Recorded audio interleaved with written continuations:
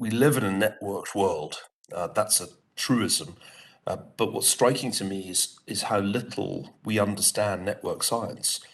It's not really a mainstream discipline, and it exists in actually multiple fields, and it's certainly not something that's taught in your typical college undergraduate program, much less in high school. And so most people, although they have the word network in their vocabulary, have no idea really what it means. They use it socially, like I'm just going out networking. In truth, network science is full of counterintuitive things. And I wrote about this in a book called The Square and the Tower. There is actually a natural tendency for social networks to polarize. That's the birds of a feather flock together problem. Networks have this shape-shifting tendency. They have emergent properties. They're really very odd things when you come to study them. And of course, they're engines for contagion. You can't understand the financial crisis without seeing how the international financial network had Lehman Brothers as a very important node, a node with much higher centrality than people realized when they let Lehman Brothers blow up.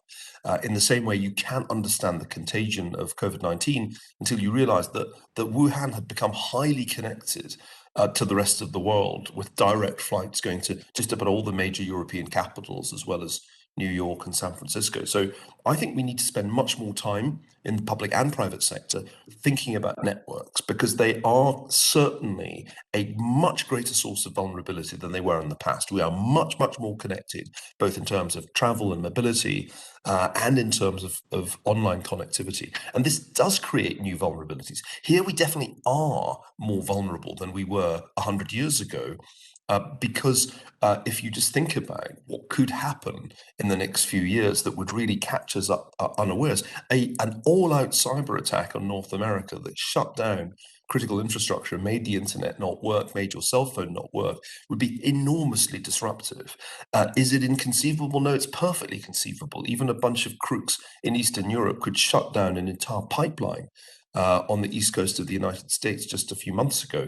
So I think this is one of our new vulnerabilities, and I'll bet you somewhere in the Pentagon there's a 36-page cyber attack preparedness plan, which will turn out to be completely useless because it probably only exists on a PDF form, so that if the cyber attack happens, nobody would be able to access the cyber attack preparedness plan.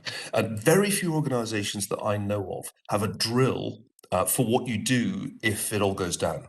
I mean, I know one that does, but imagine that's the kind of thing that could happen, and it's in a much tighter time frame than climate change, which is the risk that we spend much more time discussing. Climate change, if you think about grey rhinos for a minute, grey rhinos are these disasters that you see kind of predictably coming towards you.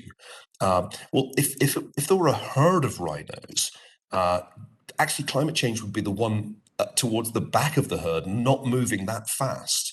Whereas something like a pandemic or a cyber attack is coming towards you much faster than climate change. And yet we spend most of our time worrying about that rhino at the back that's trundling towards us at actually a relatively slow speed. So that's the kind of thing that makes me fascinated by network science. And I'm more and more convinced. I remember saying this to you the last time we were together in real space rather than virtually, that any organization needs to understand its internal network and its connectedness to the rest of the world, because only by graphing the network can you see where the vulnerable nodes are.